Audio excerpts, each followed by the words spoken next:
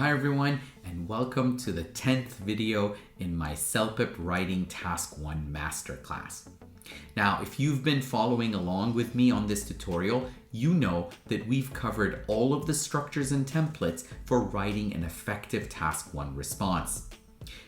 We've examined each part separately by zooming in and reviewing some nice templates to give structure to your writing. Now, even if you stop here, you can still get a very great score considering your current level of English. But is it possible to increase your score further, perhaps beyond what our current level of proficiency allows? Well, the answer is yes. You can increase your vocabulary and readability score by using some special phrases and expressions. These language boosters can be used to fulfill a specific function in your writing, such as apologizing, complaining, or making a request. Now, of course, you could express these functions in your own words, but you should know that native speakers use a limited set of structures repeatedly for the same function, and you need to learn them too.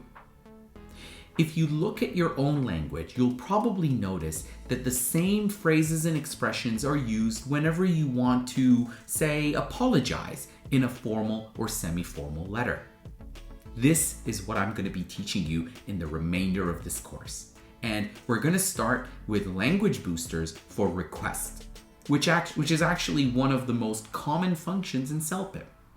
In future videos, which are available to channel members, we will cover some other frequent functions as well. Let's do this.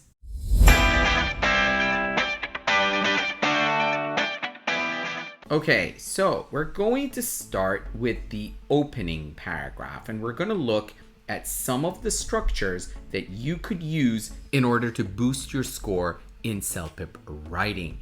Now, the first structure that I want to teach you is I'm writing to make a request regarding, for example, you could say, I'm writing to make a request regarding the main house president vacancy that was announced last week on your homepage.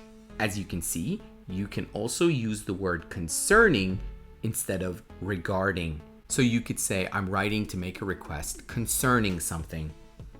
The second structure I want to review with you is I'm writing to ask whether you would be so kind as to, for example, you could say something like, I'm writing to ask whether you would be so kind as to provide me with some details about your hotel's accommodation. As you can see, in this structure, you could use if or you could use whether. They are interchangeable. The third structure for an opening is I'm writing to ask for or request your kind assistance regarding or concerning something. For example, you could say, I'm writing to request your assistance regarding violations of my civil rights. In this structure, once again, you could use concerning or regarding interchangeably. Okay, so let's review these three structures. I'm writing to make a request regarding or concerning something. I'm writing to ask if or whether you would be so kind as to do something. And I'm writing to ask for, or I'm writing to request your assistance or kind assistance regarding something. These structures can be used for different kinds of requests, and I urge you to use them whenever the situation arises. Okay. Now, let's take a look at some structures that we could perhaps use in our function paragraphs. Now, this is only for cases where the function paragraph is asking you to make a request. The first structure we're going to look at is, I wonder if it would be possible for you. An example of this would be, I wonder if it would be possible for you to provide me with some further explanation to enable me to process your request. Now, as you can see, you could say for you to do something, or you could say for someone to do something. The second structure that you could use for your function paragraphs is I would be most grateful if you could. An example would be, I would be most grateful if you could let me know whether you're likely to require any teaching staff during this period. So as you can see, you could say most grateful, or you could just say something like very grateful. The third structure I want to introduce to you today is I would greatly appreciate it if, for example, you could say, I would greatly appreciate it if you could point me in the right direction. Another structure, which is a little bit more informal, is something like, I wonder if I might or if I may request your assistance. Okay, so let's review the structures for the function paragraph one more time. I wonder if it would be possible for you to do something. I would be most grateful if you could do something. I would greatly appreciate it if, and I wonder if I may request your assistance with, regarding, or concerning something. Finally, we're going to review some structures that can be used to boost your score as the closing paragraph of your letter. Now remember, these should be used only if the main function of your writing is to make a request.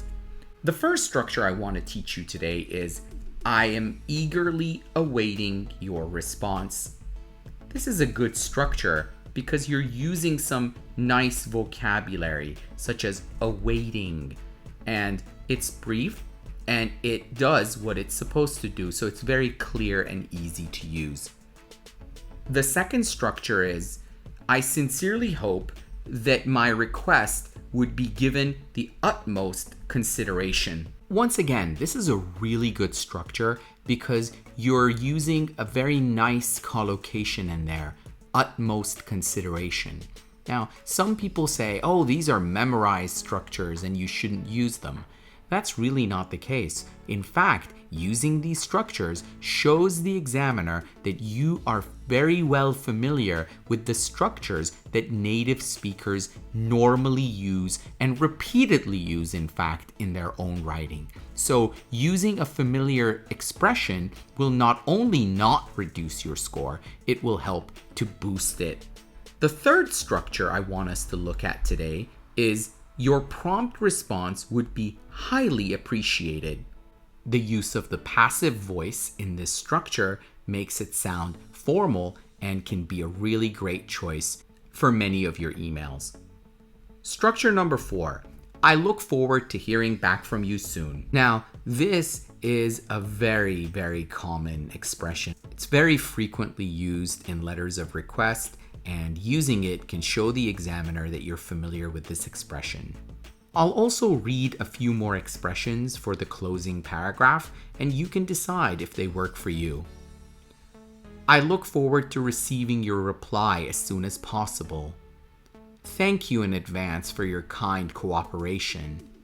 Thank you in advance for your careful consideration.